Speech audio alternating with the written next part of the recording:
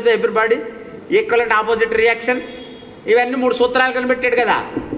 ఆయన అన్నారట, ఏమండి న్యూటన్ గారు మీరు చాలా గొప్ప ప్రపంచ శాస్త్రవేత్త అండి అన్నారట. అంటే ఆయన అన్నారట, విలేకరులు అందరూ అన్నారట, అలా అయితే అందరినీ సముద్రం దగ్గరికి రండి అన్నట్ట. సముద్రం దగ్గరికి వచ్చేట. సముద్రం దగ్గరికి వచ్చిన తర్వాత ఆయన చూపించట 2 ఇసుక రేణువులు తీసుకున్నారట కింద నుంచి. ఇదిగోనయ్యా నేను కనిపెట్టిన సిద్ధాంతం ఈ ఇసుక రేణువులు లాంటివి, కనిపెట్టవలసినవి అదిగో ఆ సముద్రం అంతున్నాయి, కనిపెట్టవలసింది ఆ సముద్రం అంతున్నాయి. కాబట్టి భగవంతుడి యొక్క కథలు భౌతికవాది వీడే ఇలా చెప్తే, ఆధ్యాత్మికంగా 7 రోజుల్లో భాగవతం చెప్పాలంటే 12 స్కంధాలు, ఒక పగలు రాత్రి కూర్చుని, అంటే మనకి ఆషాఢ బహుళ విధి నుంచి ప్రారంభించాలి ఈ యాక్చువల్గా. దాన్ని 7 రోజుల్లో పరిపూర్తిగా సుమారు 1,00,000 శ్లోకాలతో ఉన్నటువంటి ఈ భాగవతాన్ని, అంటే మనకి 1,00,000 పద్యాల వరకు ఉంటాయి. శ్రీమద్ భాగవతాన్ని తిరుమల తిరుపతి దేవస్థానం వారు ప్రచురణ చేశారు. ఆ భాగవతం అర్థం తాత్పర్యం కంటిన్యూస్గా అలా చదవాలంటే 7 రోజులు కూడా గొక్క తిప్పుకోకుండా పొద్దున్న 4 గంటలు సాయంత్రం 4 గంటలు కూర్చుని చదివితే మనకి 7 రోజుల్లో పరిపూర్తి అవుతుంది. ఏమండి మరి అలాంటిది 7 రోజుల్లో భాగవత సప్తాహం అంటే ఏమి లేదయ్యా, భగవంతుడి నామస్మరణ చేసుకోవడానికి 10 నిమిషాలు చాలు. కలౌ కేశవ కీర్తనం, కలియుగంలో కేశవుడిని కీర్తించడమే చాలా అద్భుతమైనటువంటి విషయం. ఇంత ఉడుదుడుకులు పడుతున్నటువంటి ఈ సంసారంలో 1 గంట భగవంతుడి గురించి కేటాయించారంటే మీరు అందరూ ఎంత మంచివాళ్ళో చూడండి. అలాగే 7 రోజుల్లో భగవంతుడి యొక్క లీలా విలాస వైభవమైనటువంటి అవతార యొక్క క్రమణిక మాత్రం మనం చెప్పుకుందాం. ఇంకా భాగవతంలో సర్గశ్చ ప్రతిసర్గశ్చ వంశో మన్వాంతరాణిచ వంశాను చరితం చేయవ పురాణం 5 లక్షణం అన్నారు. పురాణం 5 లక్షణాలు కలిగి ఉంటుందిట. 1 సర్గ, 2 ప్రతిసర్గ. సర్గశ్చ ప్రతిసర్గశ్చ వంశో మన్వాంతరాణిచ వంశ మన్వంతరాలు, వంశాను చరితం చేయవ పురాణం 5 లక్షణం అన్నారు. మరి భాగవత పురాణం 5 లక్షణమైనటువంటి, అంటే సర్గ అంటే భగవంతుడైనటువంటి బ్రహ్మగారు పుట్టడాన్ని సర్గ. ప్రతిసర్గ ఆ బ్రహ్మగారు మళ్ళీ సృష్టి చేయడం. బ్రహ్మగారు అబ్బో ఏమి సృష్టి చేశారయ్యా అంటే చాలా సృష్టి చేశారు. ఫస్ట్ మనసు బుద్ధి అహంకారాన్ని సృష్టించారట. ఆ తర్వాత ప్రకృతి, తర్వాత భూమిని, ఈ భూమి మీద ఉన్నటువంటి జంతువులన్నీ కూడా సృష్టించారు. 2 పాదాలు కలిగినటువంటి జంతువులు సృష్టించారు. 4 పాదాలు కలిగినటువంటి జంతువులు చూశారు. ద్విశఫాల్ని అంటే గిట్ట 2 కింద విడగొట్టినటువంటి వాళ్ళని సృష్టించారు. అంటే మేక, గొర్రె, శేషం ఇలాగా గిట్టలు 2 భాగాలుగా ఉన్నటువంటి వాళ్ళ జంతువులు సృష్టించారు. గిట్ట 1గా ఉన్నటువంటి వాళ్ళు సృష్టించారట, గుర్రము, గాడిద మొదలైనటువంటి జంతువులు. ఆ తర్వాత 5 నఖాలు కలిగినటువంటి జంతువులు సృష్టించారు. 4 నఖాలు కలిగినటువంటి గోళ్ళు, 4 గోళ్ళు కలిగినటువంటి జంతువులు సృష్టించారు. లతల్ని సృష్టించారు. వ్రీహిల్ని సృష్టించారు. అంటే పుష్పోత్పత్తి రహితములైనటువంటి ఫలాల్ని సృష్టించారు. అంటే ఫలాలు అంటే ఏదైనా చెట్టు పండాలి అంటే పువ్వు పుయ్యాలి, దానికి పువ్వే పుయ్యకుండా పండేటటువంటి చెట్లను కూడా సృష్టించారు. పనస, దుంబరాన్ ఇవన్నిటి కూడా ఆ వృక్షాలు అన్నమాట. ఇలాగా అన్నీ సృష్టించిన తర్వాత అన్నీ సృష్టించారు. మళ్ళీ అలాంటి బ్రహ్మగారి సృష్టిలో ఈ యొక్క పరమ పవిత్రమైనటువంటి ఈ భాగవతామృతాన్ని మనం గ్రోలడానికి 7 రోజులు మనం చెప్పుకున్నాం. ఈ 7 రోజుల్లో అన్నీ మనం చెప్పుకోలేము. ఇందాక చెప్పాను ప్రతిసర్గ అంటారు, తర్వాత మన్వంతరాలు అంటారు. ఈ మన్వంతరాలు ఎలా వచ్చాయంటే సర్గశ్చ ప్రతిసర్గశ్చ వంశ. వంశాలంటే సూర్యవంశరాజుల యొక్క చరిత్ర. సూర్యవంశం ఎవరిది? సూర్యుడు సాక్షాత్తు మొట్టమొదటి పురుషుడు. ఆయనకి ఇక్ష్వాకుడు. తర్వాత అలా వచ్చేసరికి మనకి దిలీపుడి నుంచి తెలుస్తుంది. దిలీపుడు హరిశ్చంద్రుడు, సగర మహారాజు హరిశ్చంద్రుడు, తర్వాత దిలీపుడు, తర్వాత రఘుమహారాజు, తర్వాత అజమహారాజు, తర్వాత దశరథ మహారాజు, తర్వాత శ్రీరామచంద్రుడు. ఇలాగా సూర్యవంశరాజుల చరిత్ర అవుతుంది. తర్వాత చంద్రవంశపు రాజుల చరిత్ర. అదే యయాతి, మొట్టమొదటి చంద్రుడు, చంద్రుడు కొడుకు బుధుడు, బుధుడు యొక్క జనుడు, బుధుడు యొక్క కొడుకు పురూరవుడు, పురూరవుడు యొక్క కొడుకు నహుషుడు, నహుషుడు కొడుకు యయాతి, యయాతి కొడుకు ఇలా పూర్వు, యదువు, తుర్వసుడు. ఇలాగ ఈ వంశం చరిత్ర ఎక్కడి వరకు వచ్చింది? పాండవుల వరకు వచ్చింది. అభిమన్యుడు, పరీక్షత్తు, జనమేజయుడు, ఇంకా అలా అలా అలా కిందకు వచ్చింది. దాంట్లో రాజరాజ నరేంద్ర చోళుడు రాజమండ్రిని పరిపాలించాడు. ఆ మహానుభావుడు మహాభారతాన్ని మా పూర్వీకులు చంద్రవంశంలో పుట్టేమంటే రాయమని అన్నయ్య గారికి చెప్తే అది చంద్రవంశం అక్కడ వరకు వచ్చింది. సరే బాగుంది. సూర్యవంశం, వంశం. మన్వంతరాణిచ. ఏమిటి మన్వంతరాలు? బ్రహ్మకి ఇందాక చెప్పాను కదా, కలి, కృత, త్రేత, ద్వాపర ఈ యుగాలన్నీ కలిపితే 43,20,000 సంవత్సరాలు. చతుర్యుగ సహస్రాన్ని బ్రహ్మణ దినముచ్యతే. 1000 సంవత్సరాలు. ఇలాంటి 43,20,000 సంవత్సరాలు ఇంటూ 1000 అది చూసుకోండి. అన్ని సంవత్సరాలు ఒక బ్రహ్మగారికి ఒక దినం అవుతుంది. ఆ దినంలో 14 మన్వంతరాలు జరుగుతాయట.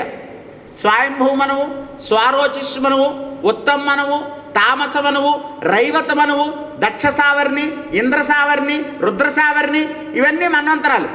మనందరం ఈ మన్వంతరాలు ఎక్కడ చెప్పుకుంటాం అంటే కాలం యొక్క అతిపెద్ద ప్రమాణాన్ని మన్వంతరం కింద చెప్పుకుంటాం. అందుకనే పూజ చేస్తున్నప్పుడు ఆ పూజ చేసి ఏదో కొబ్బరికాయ ఇచ్చా మనకి ఏ చెప్పు వస్తుందని చూడకండి. అక్కడ వాడు ఏం సంకల్పం చెప్తున్నాడో చూడండి.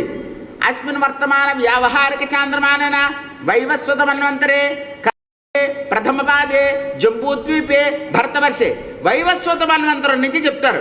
అండ్ అంతేనా? మనం అప్లికేషన్ రాసినప్పుడు డేటు, ఫ్రమ్, టు అని రాస్తాం కదా. ఎక్కడి నుంచి, ఎక్కడ, ఎవడు, ఏ మండలం, ఎక్కడ, దేనికి రాస్తున్నాం. భగవంతుడికి పూజ చేసినప్పుడు అవన్నీ కూడా చదువుతారు. అది వైవస్వం. మన్వంతరాలు అవి. మన్వంతరం అక్కడ చదువుతారు దేవుడి దగ్గర. శ్వేతవరాహ కల్పం. కల్పం అంటే ఒక రోజు. బ్రహ్మగారికి ఇప్పుడు శ్వేతవరాహ కల్పం నడుస్తుంది. సరే, అలాంటి వంశో మన్వంతరాయణిచ వంశానుచరితం చేయవ. ఈ వంశాల్లో ఉన్న వాళ్ళ చరిత్రలన్నీ కూడా చెప్పాలంటే భాగవతం అండి. ఇవన్నీ 7 రోజుల్లో చెప్తారండి. చెప్దానికి ప్రయత్నం చేద్దాం. ఎన్ని చెప్పగలిగితే భాగవంతుడి కథ. సముద్రం దగ్గరికి వెళ్ళామండి, లారీ పట్టుకెళ్ళాం అనుకోండి, లారీ నీళ్ళు వస్తాయట. చెంబే పెట్టుకెళ్ళాం, చెంబుడు నీళ్ళే వస్తాయి. ఇలా బాటిల్ పెట్టుకెళ్తే బాటిల్ నీళ్ళే వస్తాయి. కాబట్టి మనం ఎంతవరకు అంటే హరి యొక్క లీలావతార వైభవాలు మాత్రం అంటే మరి అన్నీ చెప్పుకోలేం. కాబట్టి ఇందాక చెప్పారు ఇలాంటి మొట్టమొదట చిన్నపిల్లాడికి ఏం చేయాలంటేట అన్నం పెట్టేటప్పుడు మొట్టమొదట పరవాన్నం వండి పెడతారు. ఏమండి? అన్నప్రాసన అంటారు కదా. అన్నప్రాసన కొంచెం పరవాన్నం రుచి చూపిస్తారు. మీరు అందరూ కూడా రుచి చూస్తే మళ్ళీ తర్వాత ఇంకేం కావాలండి, తర్వాత అంటే మళ్ళీ ఇంకోసారి మళ్ళీ కొన్ని కథలు. అప్పుడు కుంభాలు లాగించవచ్చు. మొట్టమొదట ఆ పరవాన్నంతో ప్రారంభిద్దాం కొంచెం. ఏమండి? అంతేనా? సరే, బాగుందయ్యా.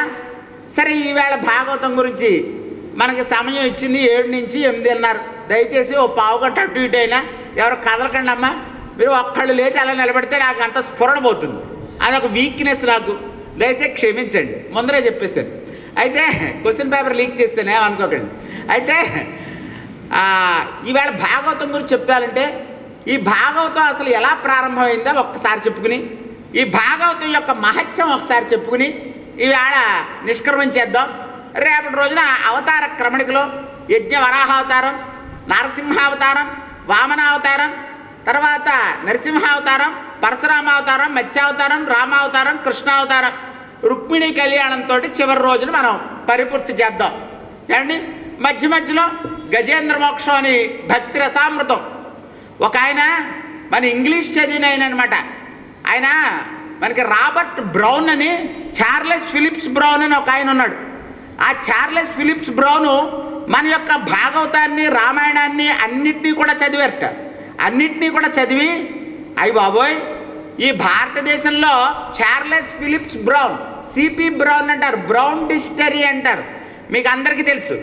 ఆయన ఈ భాగవతాన్ని అంతా కూడా చదివి ఆ భాగవతం గురించి ఒక కామెంట్ రాశాడండి. ఇంగ్లీష్ ఆయన, తెలుగు ఆయన కాదు. ఆయన తన జీతంలో సగం డబ్బులు భాగవత రామాయణాలు చదవడానికే ఉపయోగించారు.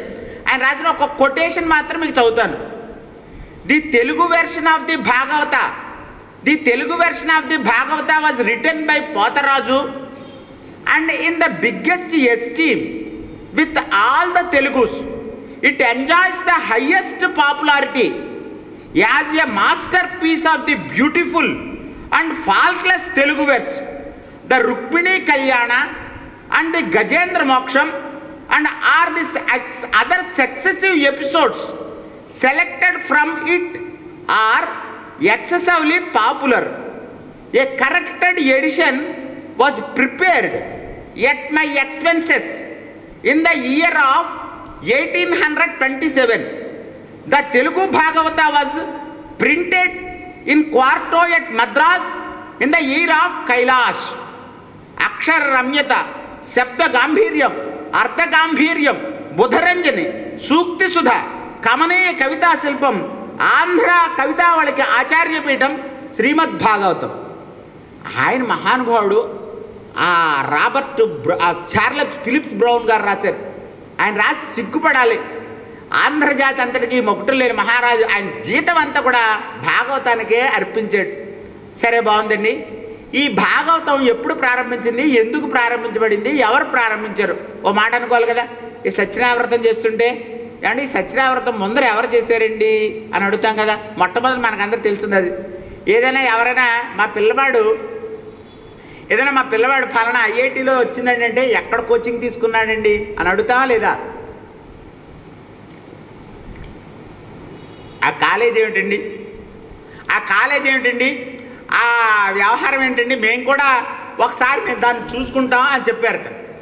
అలాగా ఈ భాగవతాన్ని ఎవరు చెప్తారు, ఏంటి చెప్తారు మొదటంటే మొట్టమొదటి వేదవ్యాసుడు ఈ వేదాలన్నీ కూడా విభజన చేసిన తర్వాత అలసులు మందబుద్ధి బలులు ఉగ్రరోగ సంకలితులు కలియుగమునందు మానవులు సుకర్మలెవ్వరు చేయజాలరి కలియుగమునందు మానవులని ఎవరు కూడా అలసిపోతుంటారు.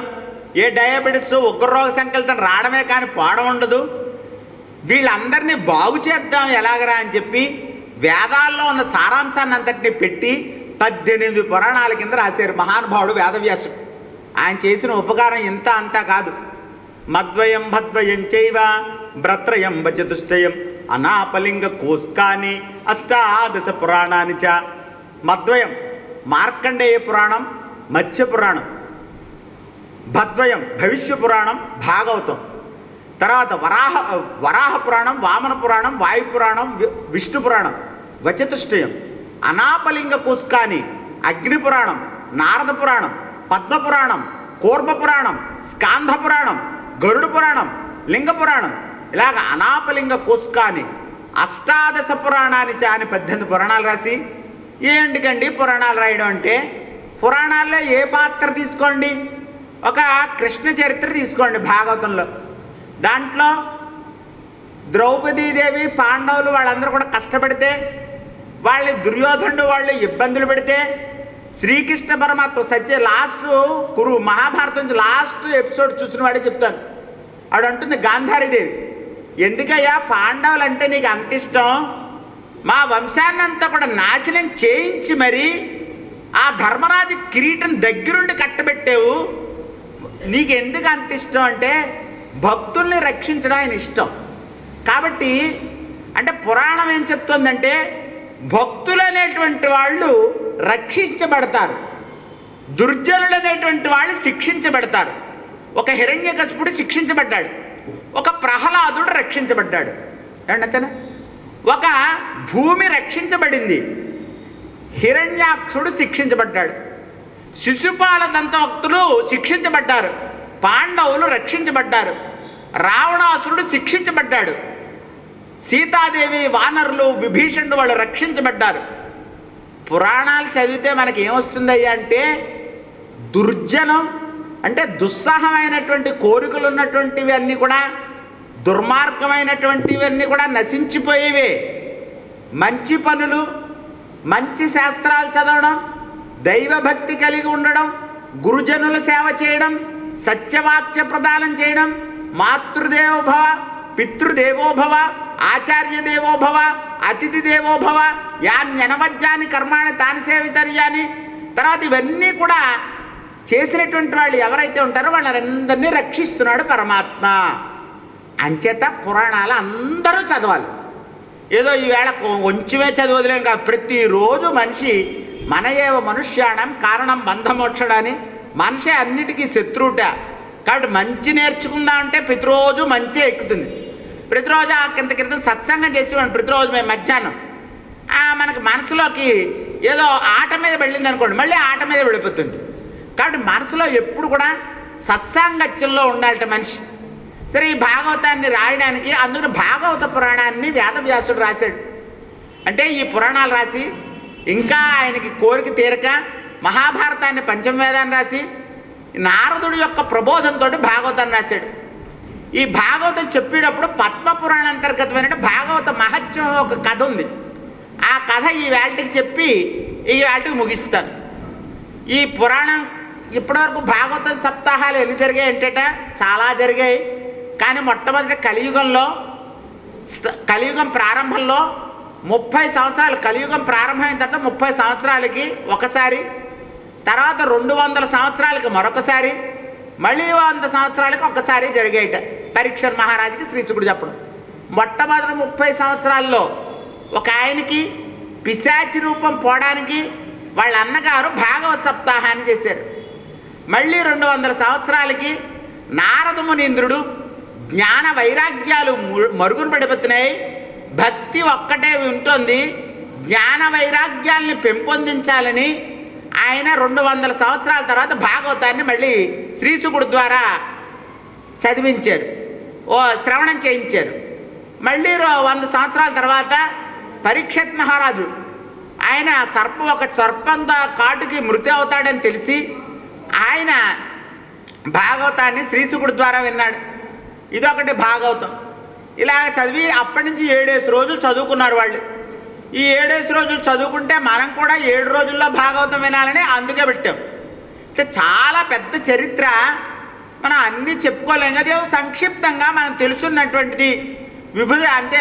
పోతన గారు అంటారు, పలికెడిది భాగవతమట, పలికించెడు వాడు రామభద్రుండట, నే పలికిన భవహరమగునట, పలికెద వేరుండు కాధ పలుకగనేలా. భాగవతం పలికితేనే సంతోషమయ్యా. పలికెడిది భాగవతమట, పలికించెడు వాడు రామభద్రుండట, రాముడే సాక్షాత్తు పలికిస్తున్నాడు, నే పలికిన భవహరమగునట, పలికెద వేరుండు గాథ పలుకగనేలా. భాగవతము తెలిసి పలుకుట చిత్రంబు సూలికైన దమ్మి చూలికైన విభుద జనుల వలన విన్నంత కన్నంత. పండితులైనటువంటి వాళ్ళు తులసీదాస్ కూడా రామాయణం రాస్తూ నేను చాలా పామరుణ్ణి, నాకు తెలిసిందే రాస్తానని చెప్పి రామచరితమానస్ రాశారు. కవి అయినటువంటి వాడు మహానుభావుడు. ప్రతి వాళ్ళు కూడా తాము చేస్తున్నంత కాకుండా విభుద జనుల వలన విన్నంత కన్నంత, పండితులు చెప్పినంత, నేను విన్నంత, నా మదిలో తోచినంత రాస్తున్నానండి. ఏమైనా తప్పులుంటే నావి, ఒప్పులుంటే పరమాత్మవి అని చెప్తున్నారు తమ కవులందరూ కూడా. ఆ విధంగా పద్మపురాణంలో ఒక ఆయన ఆత్మదేవుడు అనేటువంటి మహానుభావుడు ఉండేవారు. ఆయన చాలా యజ్ఞయాగాదులన్నీ కూడా చేశారు. బ్రాహ్మణుడు, ఒక భార్య ఉండేది. ఆవిడ భార్య పేరు దుందుకారి. వారికి ఎన్నున్నా బాగా ధనవంతుడు, ఐహిక కార్యక్రమాలన్నీ చేస్తున్నాడు. కానీ వాళ్ళ ఇంట్లో పాపం వాళ్ళ ఆవిడకి పిల్లలు లేరు. వాళ్ళ ఇంట్లో ఆవు కూడా చూలు కట్టలేదుట. వాళ్ళ ఇంట్లో ఒక మామిడి చెట్టు, దానికి ఎప్పుడు పళ్ళే పండలేదుట. అయితే ఆయన చాలా బాధపడ్డాడు. ఇంత సంపద ఉండి పున్నామ నరక త్రాయతేతి పుత్ర, మన నరకం నుంచి తప్పించాలంటే పున్నామ నరకం నుంచి తప్పలే పుత్రుడు ఉదయించాలి. మరి పుత్రుడు ఉదయించాలంటే ఏం చేయాలి? పుత్రుడు లేరు. ఇంకా నాకు జరకానికి ఎవరు తద్దినాలు పెట్టి వాళ్ళు ఎవరు లేరు, నేను చచ్చిపోదామని చెప్పి చెరువు గట్టికి వెళ్ళిపోయాడు. ఒక గోదావరి తీరానికి వెళ్ళిపోయి దాంట్లో దుంకైపోతున్నాడు. దుంకైపోతుంటే చెరువులోంచి స్నానం చేసి ఆ గోదావరిలో స్నానం చేస్తున్న ఒక ఋషిస్తుడు వచ్చాడు. చాలా అవతార పురుషుడు. ఆయన చూస్తే కాంతివంతంగా ఉంది ఆయన మొహం. ఆయనకి దండం పెట్టాడు. దండం పెట్టి, మహానుభావ, నాకు ఎన్ని సంపదలున్నా నాకు పుత్రులు లేరయ్యా అని బాధపడ్డాడు. అప్పుడు ఆయన దివ్య దృష్టితో చూశాడు. నీకెందుకురా పుత్రుల వల్ల నీకు దుఃఖం వస్తుందిరా అబ్బాయి అన్నట్ట. ఏ వచ్చినా సరే నాకు పుత్రుడే కావాలి. వాడు గట్టి కొడుతున్నా సరేట తల్లిదండ్రులు వాడంటే చాలా ఇష్టంట. అది మనకి ఒక సునకం చెప్పారు. సునకంట ఏదైనా మాంసం ముక్క ఏదో ఇలా పెట్టుకుని కొరుక్కు తింటుందిట. రక్తం వస్తుంటుంది దానికి. వస్తుంటే ఇది ఈ ఎముకలోంచి వస్తోందని భావించి ఇంకా గట్టిగా తినేస్తుంటుంది. దాని పళ్ళలోంచి వస్తుంది రక్తం. అలాగే ఈ సంసారం అంటే మనిషికి అంత ఇష్టంట. దాంట్లోంచి ఎంత రక్తం వచ్చినా, ఎంతమంది కొట్టినా తిట్టినా ఇది మళ్ళీ సంసారం, భార్య, పిల్లలు, ఈషణత్రయం అంటే చాలా ఇష్టం. ధనేషణ, దారేషణ, పుత్రేషణ ధనమన్నా భార్య అన్నా పుత్రులన్నా చాలా ఇష్టం. బయటకు వచ్చి చెప్పుకుంటారు మా వాళ్ళు చాలా మంచివాళ్ళు అండి అని. కానీ వాడి ఇంట్లో జరుగుతుంది పరాభవం. అయితే ఈ ఆత్మదేవుడు నాకు ఎలాగైనా సరే పిల్లలు కావాలి అన్నాడు. సరే తథాస్తు అని చెప్పి ఒక మామిడి పండు ఒకటి సృష్టించి తన తపఫలాన్ని పెట్టి, నాయనా ఈ పండును మీ భార్య గారికి, ఆ భార్యకి ఇస్తే ఆవిడ తింటే మీకు పిల్లాడు పుడతాడు అన్నాడు. చాలా ఆనందంతో పట్టుకున్నాడు, కొంగును కట్టుకున్నాడు, ఇంటికి వచ్చేసాడు. భార్యకి చెప్పాడు. భార్య ఆలోచించింది.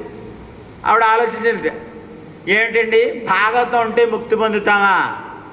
ఏమిటి వాడికి ఏం పని లేదు, రామయ్య గారికి పని లేదు, చెప్పేవాడికి పని లేదు, మమ్మల్ని అందరూ కూర్చోబెట్టారు, వింటే ముక్తి పొందుతామా?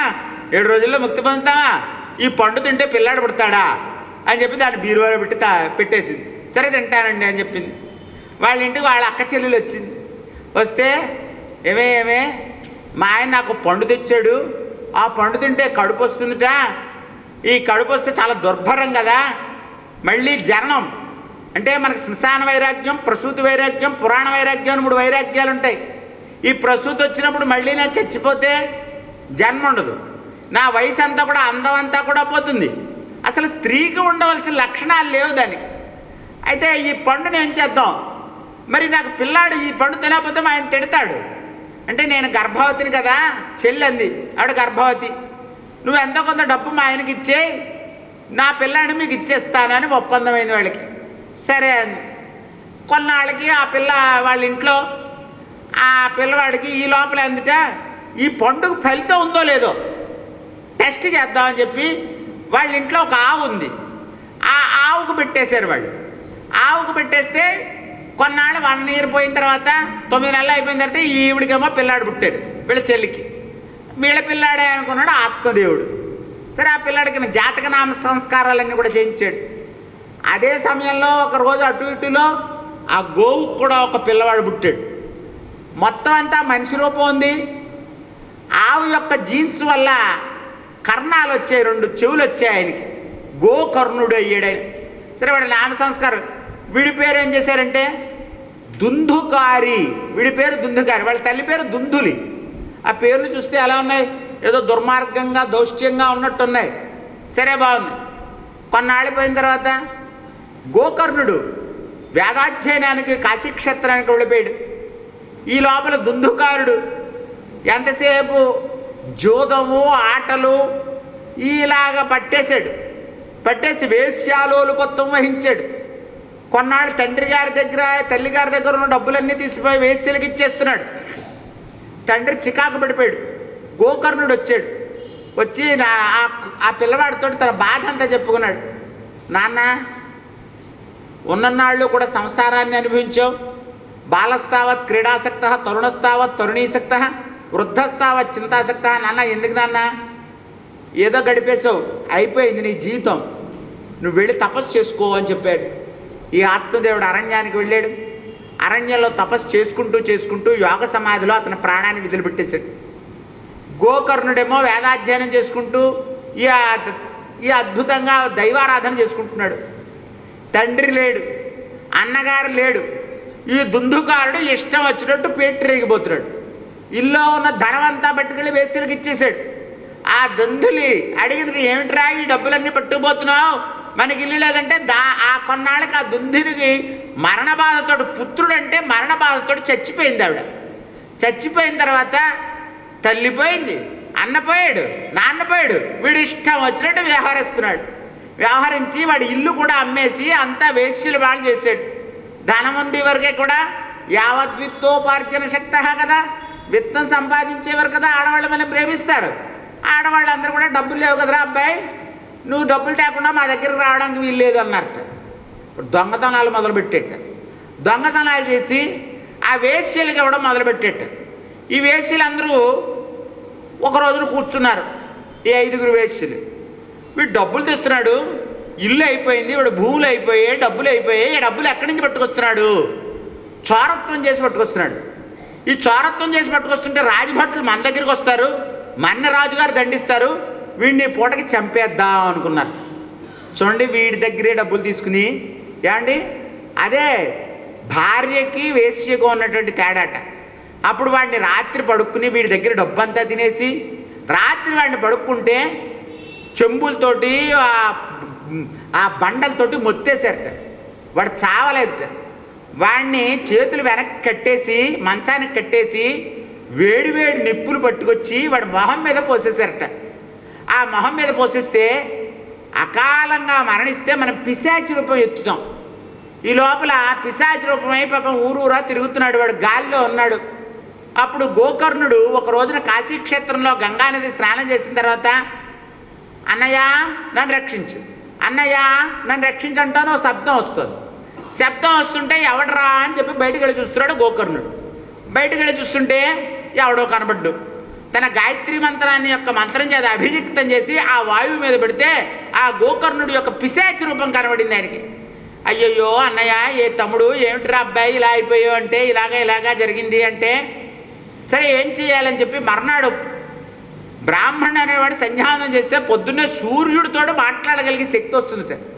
వెంటనే ఆయన మర్నాడు సూర్యుడిని ఉపాసన చేసి, సూర్య మహానుభావ జపాకుసుమ సంకాసం కాశ్యపేయం మహాద్యుతం తమోరిం సర్వపాపఘ్నం ప్రణతోస్మి దివాకరం. నాయన దివాకర, మా అన్నయ్య పిశాచి రూపం ఎత్తేసాడు, వీడిని ఉద్ధరించాలంటే ఏం చేయాలయ్యా అన్నారట. వీడిని ఉద్ధరించాలంటే ఒకటే మార్గం రా అబ్బాయి, భాగవతాన్ని ఉపన్యసించు.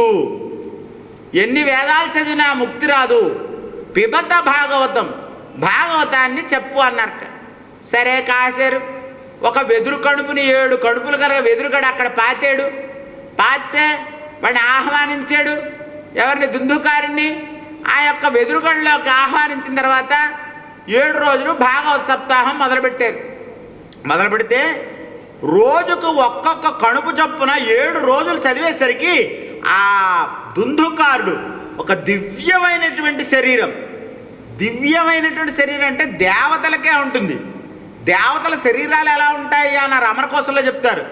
అమర నిర్జరా దేవా త్రిదశ విబుధా సురా సుపర్వాణ సుమనస త్రిదివేశ దివౌకస. అమరహ దేవతల యొక్క లక్షణం చెప్పారు. అంటే మరణమే లేనటువంటిది. నిర్జరహ ముసలితనమే ఉండదు. 25 సంవత్సరాల పిల్లల్లా ఉంటారు దేవతలందరూ కూడా. నిర్జరహ త్రిదశ అంటే సాక్షాత్తు స్వర్గమే వాళ్ళ యొక్క నివాసం. అనిమిష అంటే మనందరం ఇలా కళ్ళు ఇలా అంటుంటాం కదా, దేవతలకి మానవులకి ఒక్క తేడా ఏంటంటే వాళ్ళ కళ్ళు ఇలా మూతలు పడవు, అనిమిషులు అంటారు వాళ్ళ దేవతలు. అలాంటి దివ్యమైన శరీరం పట్టుకుని హరి యొక్క లోకానికి వైకుంఠానికి వెళ్ళిపోయారు. వాసుదేవ ఆ విధంగా గోకర్ణోపాఖ్య అని చెప్పి భాగవతం పద్మపురాణంలో చెప్పి. రెండోసారి నారదుడు భక్తి జ్ఞాన వైరాగ్యాల్లో భక్తి అనేటువంటిది 25 సంవత్సరాల కాంత కింద, జ్ఞాన వైరాగ్యాలు ఉన్న ముసలి పిల్లల్లాగా వాళ్ళ తొడ మీద పెట్టుకుంటే నారదుడు ఇదేం విచిత్రం, తల్లేమో 25 సంవత్సరాల వెంతలో ఉంది, పిల్లలేమో వృద్ధుల్లో ఉన్నారు, ఇదేమిటమ్మా అని అడిగారట. ఈ కలియుగంలో భక్తి ఉంటుంది కానీ ఎవరికి జ్ఞానం ఉండదు, వైరాగ్యం ఉండదయ్యా నారదా, వీళ్ళని బతికించాలి, వీళ్ళని వృద్ధత్వాన్ని యవ్వనం చేయించాలి, ఎలాగో నాకు తెలియట్లేదు, అందుకే భక్తి. అప్పుడు నారదుడు అనేక మంది మహర్షులను అడిగారట. కలియుగంలో 200 సంవత్సరాల తర్వాత అడిగితే అందరూ కూడా చాలామంది చెప్పారట. అన్ని వేదాధ్యయనాలు చేయించారు, అన్నీ చేశారు, అయినా జ్ఞాన వైరాగ్యాలు పెంపొందించలేదు. భాగవత కథాశ్రవణం చేస్తే జ్ఞాన వైరాగ్యాలు మళ్ళీ యవ్వనం పొందుతాయ్యా అన్నారట. కాబట్టి అప్పుడు భాగవతాన్ని అప్పుడు శ్రీశుకుల వారు వచ్చారు, అప్పుడు భాగవత శ్రవణం చేశారు. అది రెండోసారి భాగవత సప్తాహం అయింది. మూడోసారి పరీక్షిత్ మహారాజు మహాభారత యుద్ధానంతరం ధర్మరాజాదులు మొత్తం అంతా 36 సంవత్సరాలు రాజ్యపాలన చేసిన తర్వాత శ్రీకృష్ణ పరమాత్మ కూడా పరంపదించాడు. పరంపదించిన తర్వాత పరీక్షిత్కి రాజ్యాభిషేకం చేసి వాళ్ళు అడవులకు వెళ్ళిపోతారు. స్వర్గారోహణ పర్వం అని చెప్పి అడవులకు వెళ్ళిపోతారు. ఆ అడవులకు వెళ్ళిపోతే స్వర్గారోహణ పర్వంలో పరీక్షిత్తు ధర్మ ప్రకారంగా పరిపాలన చేస్తుంటే ఆ పరీక్షిత్తు ఒకానొకప్పుడు రాజ్యంలో వెళుతుంటే ఒక దుర్మార్గుడైనటువంటి ఒక ఒళ్ళంతా నల్లగా ఉన్నటువంటి కాలపురుషుడు దండం పట్టుకుని కలిపురుషుడు ధర్మం అనేటువంటి వృషభాన్ని కొడుతున్నట్ట. ఆ వృషభం ఎలా ఉందంటేట ఒంటి కాలు మీద ఉందిట. అంటే ఏమిటి వీడు కొడుతున్నాడు ఒంటి కాలు మీద ఉన్న గోవుని అని చెప్పి ఆగాడు. పరీక్షిత్తు ఎక్కడుంటే అక్కడ ధర్మం ఉంటుందిట. సాక్షాత్తు శ్రీకృష్ణాంశ సంభూతుడు. అశ్వత్థామ బాణం వేస్తే అపాండవ మగుగాక అంటే శ్రీకృష్ణ పరమాత్మ ఆ పరీక్షిత్తు యొక్క తల్లి ఉత్తర యొక్క గర్భంలో అశ్వత్థామ యొక్క బ్రహ్మశిరోనామకాస్త్రం వెళితే శ్రీకృష్ణ పరమాత్మ కంకణాంగద వనమాలీయుక్త సహితుడై ఆ అశ్వత్థామ ప్రయోగించినటువంటి నారాయణాస్త్రాన్ని ఆ యొక్క అపాండవం అయిపోయినటువంటి బ్రహ్మశిరోనామకాస్త్రాన్ని ఆయన స్వీకరించి పరీక్షిత్తును బతికించాడు. పుట్టినటువంటి పిల్లవాడు తన్ని బతికించాడు ఎవడరా అని చెప్పి పరితః క్షితి అంటే కింద క్షితి అంటే భూమి మీద, పరితః ఇలాగా ఇలాగా ఇలాగా ఇలాగా చూశారట. పరితః అంటే చుట్టూ చూశాడు. ఎక్కడ చూశాడు? క్షితి భూమి మీద చూశాడు. పరితః క్షితి ఇది పరీక్షత్తు అని పేరు పెట్టేశారు. ఆ పురాణాల పేర్లన్నీ కూడా చాలా బాగుంటాయండి. సరే, ఆ పరీక్షత్తు రాజ్యపాలన చేస్తూ ఈ యొక్క ఒక కలిపురుషుడు ఒంటి పాదం మీద ఉన్నటువంటి వృషభాన్ని కొడుతున్నాడు ఎందుకు అని చెప్పి ఆలోచించాడు. ఎరా శ్రీకృష్ణ పరమాత్మ సంభూతుడు కదా, ధర్మం అంతా కూడా ప్రతిష్ఠించినటువంటి వాడు పరీక్షత్తు. అప్పుడు చంపేస్తాను నేను అని చెప్పి బాణం ఎక్కుబెట్టాడు. కలిపురుషుడు భయపడిపోయాడు. మహానుభావ, ఇది కలియుగ లక్షణమయ్యా. పూర్వం ఈ వృషభం అంటే 4 పాదాలతో ఉండిద్ద. తపస్సు, సత్యము, దానము, తర్వాత శాంతి అనేటువంటి 4 పాదాలతోటి ఉండేది. ఇప్పుడు అంతా లోపం అయిపోయింది. కలియుగంలో ఒక్క సత్యం మీదే ఉంది. కాబట్టి అందుకనే అబద్ధం ఆడకూడదండి. అబద్ధం ఆడితే ఇంకా మనం ఆ పాదాన్ని కూడా కొట్టేసినట్లు లెక్క. అబద్ధం ఆడితే ఈ వృషభం కనీసం ఒంటి పాదమైనా ఉంది కదా, ఆ అబద్ధం కూడా ఆడేసామనుకోండి, ఆ పాదాన్ని శక్తి తగ్గించినట్టు. అప్పుడు అయితే మరి దీన్ని ఎందుకు కొడుతున్నాడు?